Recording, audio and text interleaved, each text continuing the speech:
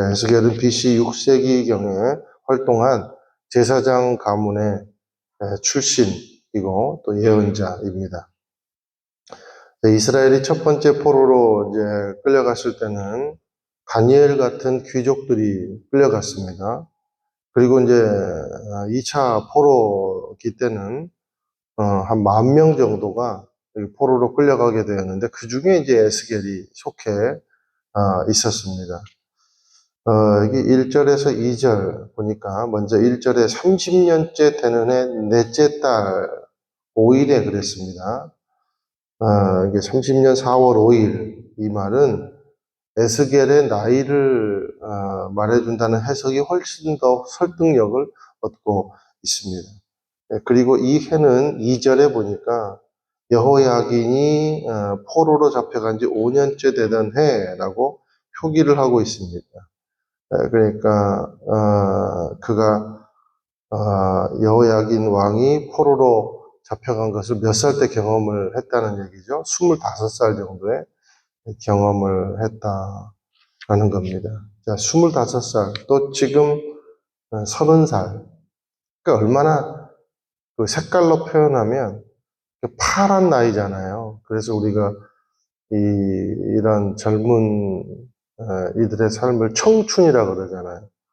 그리고 오죽했으면 청운에 파란색을 2번이나 넣어가지고 청운의 푸른 꿈, 뭐 그렇게 표현을 하기도 하지 않습니까? 그러니까 이 파랗고 젊은 나이에 나라만 망하지 않았다면 아까 제사장 가문이라 그랬어요. 그러니까 그 직분이 자동 승계되는 그런 위치에 있었을 겁니다. 이스라엘은 30살 때부터 제사장직을 수행할 수 있는 자격이 주어졌기 때문에 나라만 망하지 않았으면 이제 그는 30살이기 때문에 당연히 제사장직을 아주 존경받는 상태에서 대우받는 상태에서 그렇게 지냈을 거예요. 어떻게 보면 지금 보면 실직자 라는 것이죠. 그러니 얼마나 절망이 컸겠습니까? 순식간에 디아스포라가 되었고 또 지금 이 처지가 어떤 처지입니까? 난민입니다. 난민. 해외에서 난민 생활을 하고 있습니다. 그리고 같은 난민 동족을 돌보고 중보해야 되는 그런 무겁고 버거운 책임감을 가지고 기도하고 있는 것입니다. 그때 하나님께서 환상을 허락해 주신 거예요. 자, 그곳에서 그런데 저는 이 말씀이 참 은혜가 있었어요. 2절, 3절 하반절에 보니까 그곳에서 여호와의 손이 에스겔 위에 있었다. 그곳에서 저는 이 말을 다른 말로 한번 묵상해 보았습니다. 그곳에서 이런 상황 속에서 이런 처지에서 이런 비참한 현실에서 그런 의미가 아닌가 싶어요. 자, 그런데 그런 상황, 그런 처지에서도 여전히 여호와의 손은 맞닿아 있었고 여호와의 손은 떠나지 않았다라는 겁니다. 사랑하는 여러분, 저와 여러분의 그런 상황, 그곳에서도 여러분이 처한 그곳에서도 하나님의 손은 절대 떠나지 않는다는 사실을 기억하게 되시기를 주님의 이름으로 축원을 드립니다. 자, 절망이 모든 것을 덮어버린 난민의 삶 속에서도 하나님의 손이 백성들을 떠나지 않았다는 겁니다.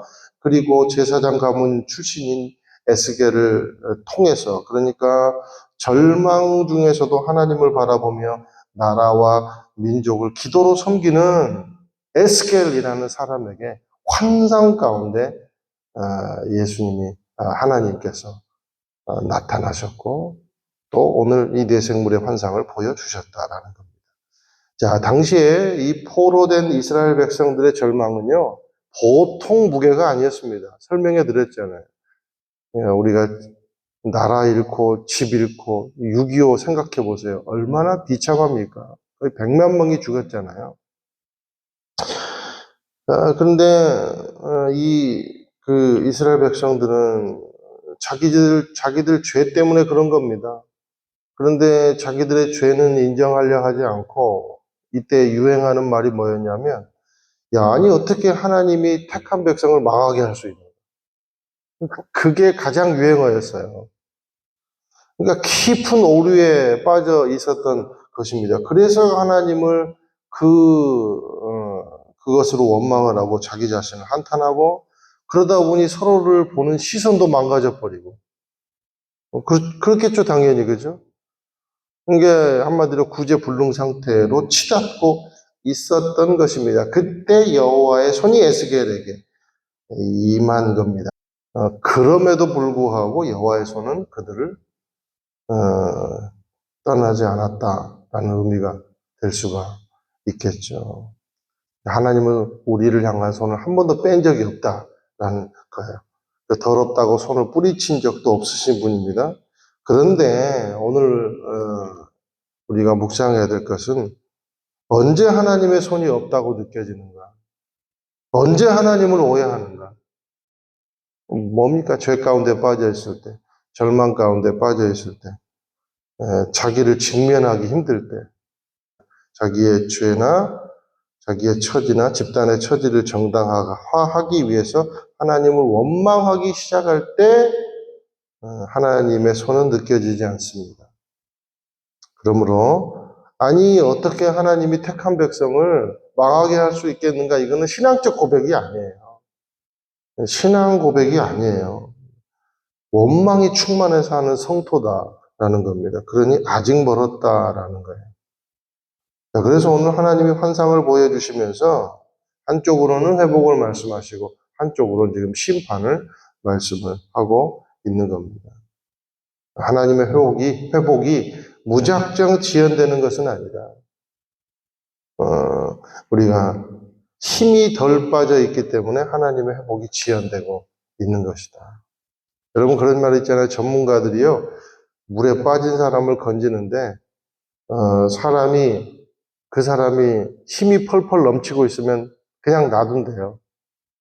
힘이 다 빠질 때까지 기다린 다음에 그때 구해준대요. 그러면 구원받은 사람의 입장에서는 구원받으려면 뭐가 필요합니까? 힘 다 빠지는 게 필요하겠죠. 안 그러면 둘 다 죽으니까. 여러분 배추도 숨이 죽지 않으면 퀄리티 있는 김치는 못 담급니다. 겉절이에 불과한 거죠. 그러니까 우리가 인생에서 고난이 닥쳤을 때 고난에서 원망해서 빨리 빠져나오는 방법이 있습니다. 그것은 뭐냐면요. 가급적 빨리 그냥 엎드려 버리는 거예요. 주님 앞에 주님 십자가 앞으로 자빠져 버리는 거예요. 엎드리면 놀라운 힘이 있습니다. 우리가 납작이 엎드릴 때 하나님은요. 자비를 발동시키세요. 그러니까 우리가 늘 생각할 것은 하나님의 손은 늘 대기하고 있다는 것이죠. 결국 그런데 누구에게 그 손이 먼저 도착되고 안수됩니까? 납작 엎드리고 겸손하게 자기를 낮추는 사람에게 도착되고 안수된다는 겁니다. 이 사실을 기억하게 되시기를 주님의 이름으로 축원드립니다. 자, 이제 4절에서 14절은 간단히 그냥 정리하면 의미만 살피겠습니다. 첫 번째 환상인데 하나님의 수종을 드는 네 생물의 환상, 네 생물의 환상입니다. 근데 이 환상이 4절에 보니까 에스겔에게 영광 가운데 주어졌다. 이게 중요한 것 같아요.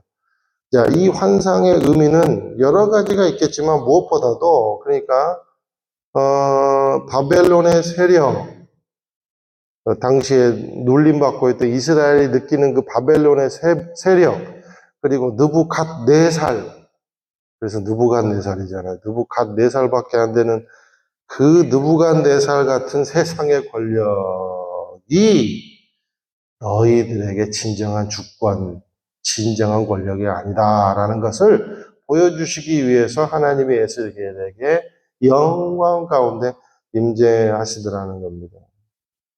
자, 그런 주권자들마저도 하나님은 필요할 때 마른 막대기처럼 사용하시고 그리고 있다가도 없게 하시고 없다가도 있게 하시고 그런 영광의 하나님이 너희들의 주권자다라는 것을 가르쳐 주시기 위함이라는 것이죠. 자, 오늘 말씀 보면서 우리가 두 가지를 반드시 기억하게 되시기를 축원을 드립니다. 첫 번째는 인생의 어떠한 상황 가운데서도 하나님의 손은 준비가 되어 있다. 그러므로 우리가 납작 엎드릴 때 하나님은 그 손을 잡아 주신다. 라는 이 사실을 기억하시기를 축원드리고요. 두 번째, 어떠한 세상의 권력, 무서운 권력이 우리를 지배하고 사탄이 우리를 누르고 시험을 준다 할지라도 오직 통치자의 주권자이신 분은 영광의 하나님이시다. 라는 사실입니다. 그러므로 세상 권력과 시련에 눌리지 말고 놀라운 은혜로 역사하신 하나님을 의지함으로 말미암아 소망을 가지십시오. 이 두 가지 사실을 믿고 의지하며 나아갈 때 우리의 삶이 일어나고 없었던 힘이 생기고 뛰어가고 날아가는 인생이 되게 할 줄로 믿습니다.